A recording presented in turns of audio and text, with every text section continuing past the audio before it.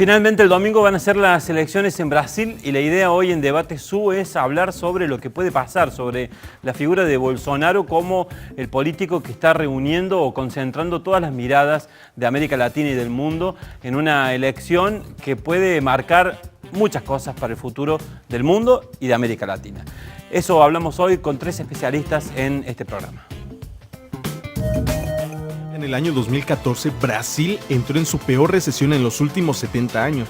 Esta recesión no solo fue económica, pero también produjo un terremoto político, junto con el descubrimiento de casos de corrupción que vinculaban a la empresa estatal más grande del país, Petrobras, y altos dirigentes políticos de Brasil. Con el expresidente Lula preso, la presidenta Rousseff destituida por supuesta corrupción y cabezas rodando en todo Brasil, junto con la peor crisis económica del país, fue un cóctel perfecto para la subida de Jair Bolsonaro, exmilitar brasileño que se ha autocalificado como el Donald Trump brasileño, pues muchas de sus propuestas van más allá de lo que habría imaginado el magnate estadounidense.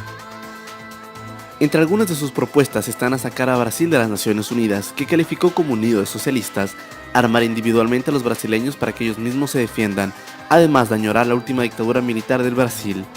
El pueblo brasileño, exhausto del incremento de la pobreza, el aumento de la delincuencia y violencia producto de la recesión, de los incontables casos de corrupción en el ámbito público y privado, se encontró totalmente decepcionado de la clase política brasileña, sobre todo del Partido de los Trabajadores, partido al cual pertenecieron Lula da Silva y Dilma Rousseff. El pueblo brasileño quería un cambio brutal y radical, tal como en Estados Unidos. Ahí es cuando Bolsonaro entra en escena.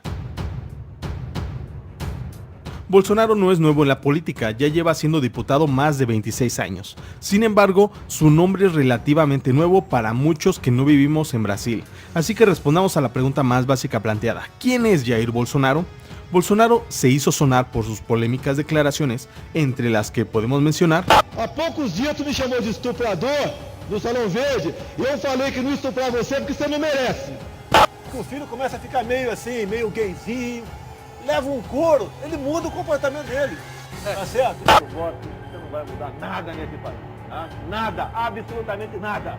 Você só vai mudar, infelizmente, quando nós partimos para uma guerra. Por esto y mucho más, se ha ganado el apodo del Trump brasileño.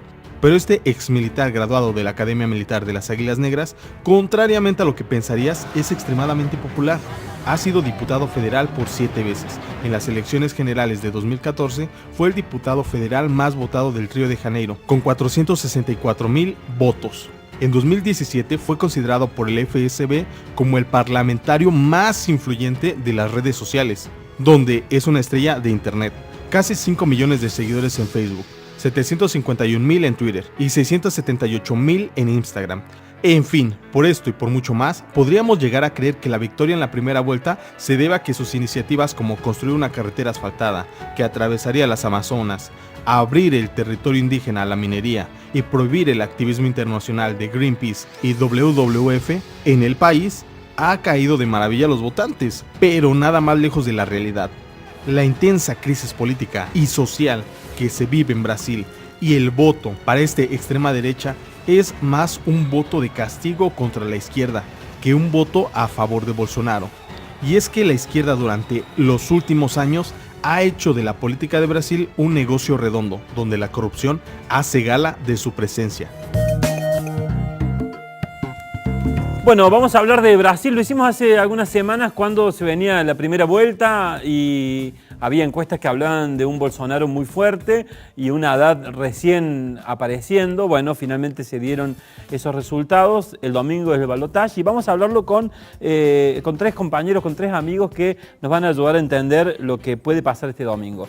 Primero saludo a Marcelo Taborda, periodista. Hola Marcelo. ¿Qué tal, Dante? Gracias por ¿Cómo venir. estás? No, Marcelo es un periodista que durante mucho tiempo se encargó de llevar adelante la página de internacionales de La Voz del Interior y hacía que leyéramos las páginas internacionales de La Voz del Interior con mucha atención, intentando darle una mirada justamente a esa sección del diario tan importante que, bueno, que justamente gracias a Marcelo logró mucha importancia también para que entendamos muchas cosas aquí en Córdoba. El otro invitado es Jorge Foa Torres. Hola Jorge, gracias por venir. Un gusto.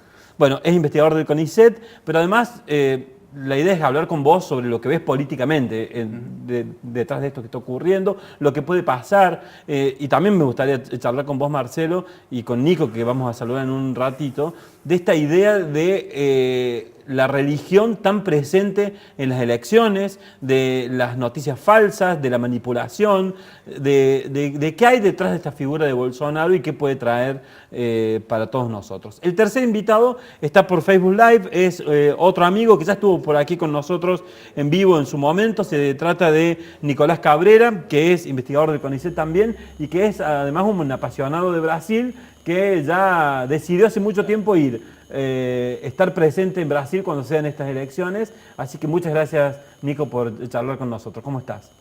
¿Qué tal, Dante? Saludos a todos ahí en el piso. Bueno, la primera pregunta te la hago a vos, Nico, para ver, entrar en clima, digamos. ¿Qué estás viendo en estos momentos? ¿Qué estás sintiendo en Brasil? ¿Hay un clima de que está por pasar algo importante? ¿Estás con la impresión de que la sociedad brasileña se ha comprometido más, se ha movilizado más con lo que se discute políticamente? ¿O estás en medio de una situación más parecida a tu trabajo de estudio, que es el de las hinchadas de fútbol y el trabajo etnográfico en qué sienten los hinchas de fútbol? ¿Se habla de política o se habla de quién está de un lado y del otro sin profundizar demasiado en Brasil? Bueno, primero para contextualizar, yo estoy en el estado de Río de Janeiro, en la ciudad de Río de Janeiro, que no es menor, porque bueno, Brasil es sumamente heterogéneo, sumamente amplio, pero Río de Janeiro es particularmente un estado donde nació Bolsonaro como figura política, bien, de donde viene reelecto, y que en el primer turno tuvo un 60% de votos contra un 35% de Haddad, y el resto de voto blanco. Entonces, básicamente estoy en una ciudad donde se respira un clima bastante proclive, bastante favorable a Bolsonaro. Y eso se siente, se percibe, sobre todo por ahí en el círculo más íntimo, más de confianza que estoy, más vinculado a la izquierda, por el miedo que hay, la preocupación y el repliegue. Por otro lado, se nota, se percibe un empoderamiento de los sectores vinculados a Bolsonaro, con manifestaciones, con ataques también. Ya son más de 50 los casos de ataques registrados a negros, a gays, digamos, a todo este blanco que tiene el discurso profundamente homofóbico y racista de Bolsonaro. Y en el medio, mucha gente que no se siente parte de esa polarización tan intensa, pero no por eso deja de ser un actor político clave, porque en su mayoría se vuelcan a votar a Bolsonaro, que lleva todas las de ganar por ahora. Bueno, vamos a hablar un poquito los tres aquí. Vos, Marcelo, cuando apareció Bolsonaro, esta figura, que quizás lo conocías antes que nosotros, pero ¿sentiste que iba a convertirse en el gran elector, en el gran candidato a conducir Brasil, o te sorprendió? La verdad es que, tengo que decir, lamentablemente, yo le puse fichas, pero no porque me simpatizara el personaje, sino porque el surgimiento, o cuando al menos yo lo detecto, es cuando comenzaron las grandes marchas y movilizaciones callejeras que pedían, por un lado, el impeachment a Dilma Rousseff. Estamos hablando de fines del 2014, durante 2015, y había en las marchas un sector que pedía un gobierno militar ya. Entonces a colegas brasileños les decía yo, ¿qué pasa? ¿Qué es esto? Muchos de ellos me dijeron, no, pero es un grupo marginal, no van a prosperar. De pronto, cuando la figura de Bolsonaro salta en el impeachment a Dilma Rousseff, cuando él, al votar a favor del procedimiento de juicio político, de la destitución de Dilma, y le dedica su voto al torturador de Dilma en esa sesión caótica y vergonzosa de la Cámara de Diputados de abril del 2016, la figura de Bolsonaro trasciende además por su brutalidad, ¿no? Entonces ese personaje que aparecía ahí comienza a ser coreado su nombre en las distintas manifestaciones que empezaron a ser cada vez más evidente que no eran tan espontáneas como se pintaba. Estaban de hecho agrupaciones de derecha financiadas, muchas de ellas por empresarios. La FIESP, que es la Federación de Industriales Empresarios de San Pablo, tuvo algo que ver, el movimiento Brasil Libre, MBL, otro movimiento que se llama Ven Pra Rúa, que fueron los motorizadores a través de las redes sociales, lo que decías vos recién, Dante, el impacto que tienen estas redes sociales en la construcción de Bolsonaro, o podríamos llamarlo también Jair el Mesías Bolsonaro, como él le gustaba hacerse llamar y le gusta para muchos hacerse llamar. Entonces, en ese contexto del impeachment a Dilma, del proceso de destitución, de todo lo que significó después la condena y el encarcelamiento de Luis Ignacio Lula da Silva, fue creciendo y estableciéndose como una opción de poder.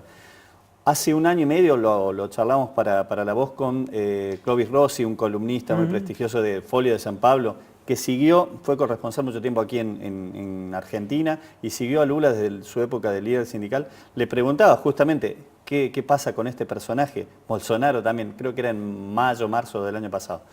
Y él me dice, la verdad es que es increíble cómo está creciendo, ya ahí no lo tomaban tan como algo marginal, pero, me decía Rossi, tendría que estar preso en realidad por las declaraciones y su apología de la dictadura y sus afirmaciones y conductas que ya tenía. Ya un año y medio, cuando todavía no habían trascendido todas estas frases homofóbicas, misóginas, que, bueno, hemos visto todos, y a pesar de que sus seguidores digan que forman parte de fake news, en realidad la gran construcción de noticias falsas ha venido de la usina de Bolsonaro y de estos grupos que antes financiaban o estaban detrás también de estas movilizaciones callejeras, trasladadas después a las redes sociales. Si no, nos explica que buena parte del electorado de Bolsonaro en esta primera vuelta y de lo que proyectan las encuestas sean jóvenes, votantes por primera vez. En Brasil se vota igual que aquí, es obligatorio de 18 a 70 años, desde 16 a 18 es optativo, y a partir de los 70 también es optativo. Y bueno, lo vimos en un recital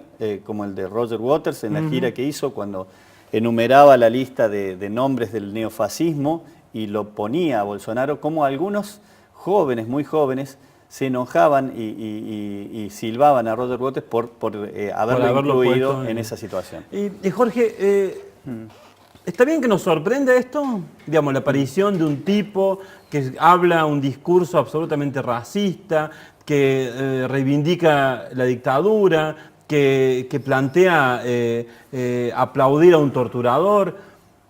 ¿Está bien que nos sorprenda o en realidad hubo señales y no vimos que un tipo así podía surgir? Bueno, uno podría pensar en que una de las grandes paradojas de la época tiene que ver con esto de que habríamos llegado a esta sociedad de la información en la que todos podemos estar conectados, se habla de la hiperconexión, de esa conexión con el otro a nivel global y de manera transparente, ¿no? Que las redes sociales efectivamente nos conectarían con todo el mundo, con una serie de realidades.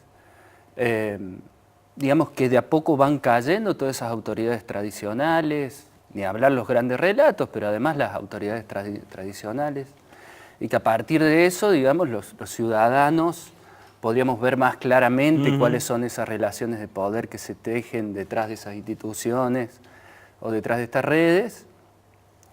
Digamos que podríamos ir hacia una especie de ciudadanía cosmopolita, ¿no? En eso, ¿no? Incluso una ciudadanía... Pensamos que íbamos hacia esa evolución, digamos. Claro. No más engaño, no más... Y pensábamos que incluso dejábamos atrás el holocausto, los exterminios, el terrorismo de Estado, digamos, que caracterizó el siglo XX.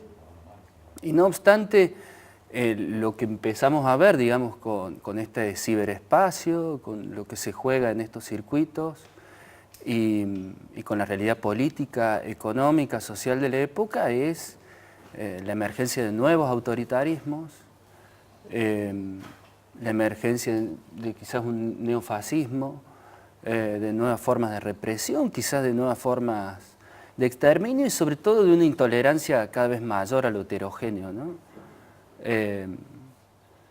Hay algunos investigadores franceses que en vez de hablar de redes sociales hablan de redes sociales.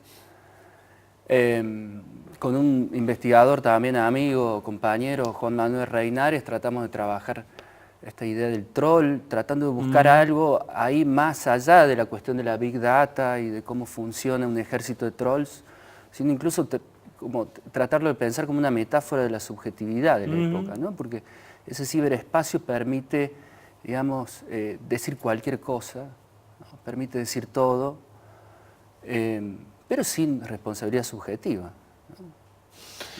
Se sustrae. Es muy interesante, es muy interesante. Nico, cuando te hago una pregunta, tengo un tip para ver sobre las iglesias evangélicas, pero antes te hago una consulta sobre esto que decía Jorge, y lo que decía Marcelo también.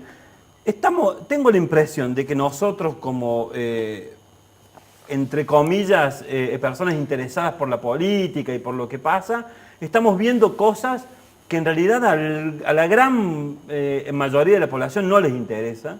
Y te quiero preguntar, ¿en Brasil se discute esto? ¿El votante de Bolsonaro tiene algún interés en complejizar qué es Bolsonaro? ¿O directamente va por este tipo que aparentemente es un outsider de la política en relación a que no dice lo que hay que decir y es un incorrecto?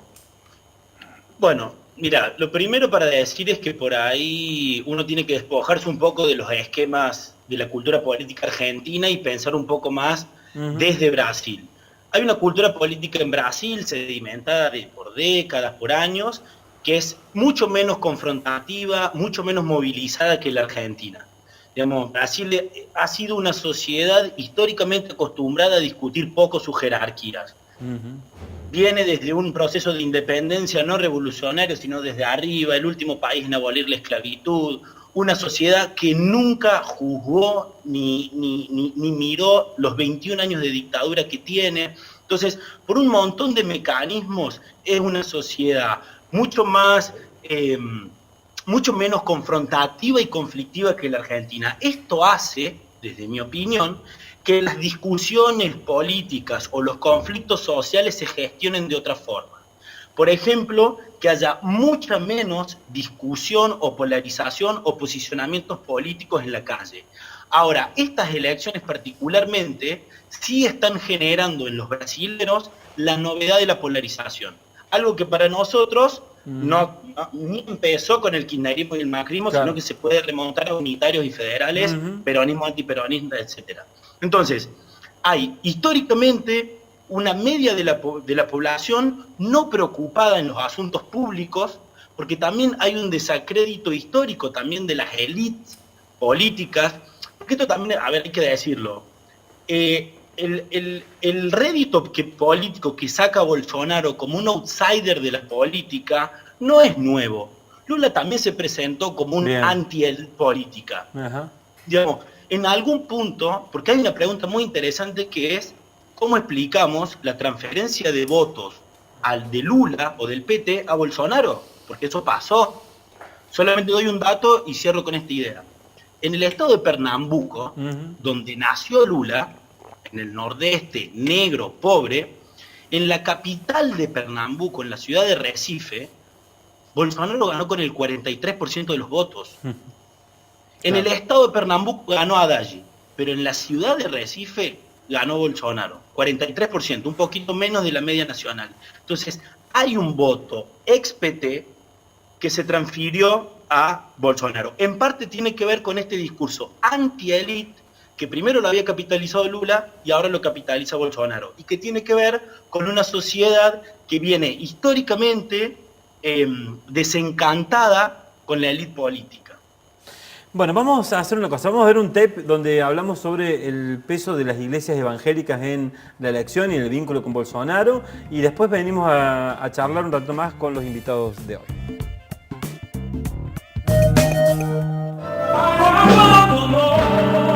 Jair Bolsonaro es el candidato a la presidencia preferido por el 71% de los evangélicos, según el último sondeo. Voy a votar a Bolsonaro por el simple hecho de que defiende la familia y está en contra de la ideología de género para niños. En este templo de la Asamblea de Dios, la iglesia evangélica más poderosa de Brasil, Bolsonaro representa la única opción para la gran mayoría de los feligreses. Primero por la integridad de este hombre. Me resulta una persona íntegra, una persona con una personalidad y un carácter fuertes. O marxismo está falido. Não deu certo em lugar nenhum no mundo. O negócio é tão ruim que eles fecham a porta de saída, senão o povo vai todo embora. Este es Silas Malafaia, el jefe espiritual de este templo. Es el pastor más mediático de Brasil. Lleva 37 años haciendo proselitismo desde la televisión. Además, tiene 5 millones de seguidores en las redes sociales que usa para fomentar el entusiasmo de sus fieles por la candidatura de Bolsonaro. Bolsonaro tem uma das coisas mais importantes nesse tempo que nós precisamos no Brasil: vida limpa. Desde el 4 de octubre, cuando este pastor declaró públicamente su apoyo a Bolsonaro, su intención de voto se disparó. Malafaia tiene hilo directo con el candidato. Incluso celebró la boda del ultraderechista con su actual esposa, que fue feligresa de esta iglesia. E hoje no Brasil nós estamos precisando de gente de integridade. Hoy en Brasil estamos necesitando personas íntegras y con capacidad de liderazgo, personas que tengan valores que estas personas que gobernaron 13 años no tienen. Estamos hablando de valores de familia, valores morales. Entonces creo que Bolsonaro en este momento encarna todo eso. Sin embargo, un sector de fieles rechaza abiertamente a Bolsonaro. En Río de Janeiro, evangélicos y católicos desfilaron juntos en una marcha pacífica contra el odio y la intolerancia. Hoy en Brasil existe un candidato de una extrema derecha. Hoy en Brasil existe un candidato de extrema derecha violenta y autoritaria que usa el nombre de Dios en vano y traiciona la memoria de Jesús. Estamos aquí para decir que el evangelio no tiene nada que ver con la violencia. El evangelio tiene que ver con la esperanza, el futuro, la diversidad y el amor. La opinión de este pastor no deja de ser minoritaria. El 74% de los evangélicos encuestados cree que Bolsonaro es el candidato más preparado para combatir la violencia. Bueno, llevamos 22 minutos de programa, me dicen, así que vamos a hacer una cosa. Le hago dos preguntas cortitas a ustedes para ir al corte después. Me contabas que además hay una interna ahora en las iglesias. Bueno, ahí sí, veíamos a Silas Malafaia, que tiene bastantes casos con la justicia. Lo que decía el informe, que fue uno de los matrimonios que tiene, que es más de uno de Bolsonaro, también hubo quien lo convirtió, digamos, de alguna manera a la Iglesia Universal, que es ni más ni menos que el obispo Eder Macedo, el dueño de la red Record, donde este jueves todavía están peleando el espacio. No se sabe si el jueves previo a las elecciones es el reservado por la red Globo y su poder para el último debate, pero como no está yendo a ningún debate Bolsonaro, alegando supuestas razones médicas, pero en realidad escapando a una confrontación directa con Haddad, la red Record, que es la competidora, la de las novelas bíblicas que hemos visto nosotros acá, por ejemplo, a través de Telefe, tenía su espacio reservado como hizo en la primera vuelta. Y bueno, y hay un pedido para que la justicia no autorizara esa entrevista exclusiva. En principio no se sabe qué pasará, tal vez Nico nos pueda contar alguna novedad de que si va a estar... Metete, Nico, si estás escuchando, metete para opinar, no sé si... No, me parece que central ahí lo que está marcando, que es fundamental, digo, por ejemplo, un dato para ver cómo funciona los evangélicos como grupo de presión. Como bien decía el compañero, el día antes, el jueves antes del primer turno, estaba programado el debate con todos los candidatos en O Globo, el debate más importante. Fueron todos los candidatos, menos Bolsonaro.